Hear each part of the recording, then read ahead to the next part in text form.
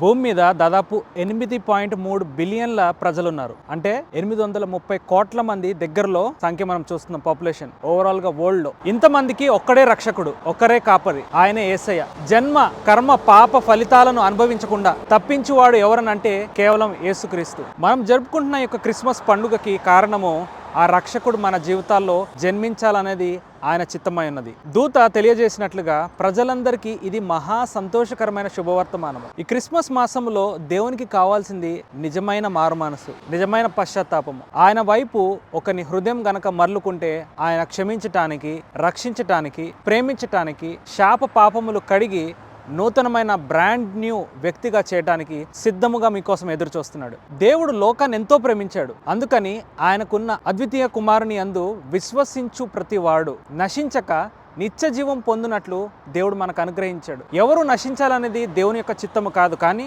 ప్రతి ఒక్కరు రక్షించబడి ఆనందంతో, అభివృద్ధితో, శాంతితో, సమాధానంతో ముందుకు వెళ్ళాలనేది దేవుని చిత్తమై ఉంది. ఈ క్రిస్మస్ మెసేజ్ కనుక దేవుడు మీకోసం పంపించడాన్ని నమ్మినట్లయితే కింద కమెంట్ సెక్షన్లో ఆమెన్ అని టైప్ చేయండి. Joyful Christmas everyone. God bless you all.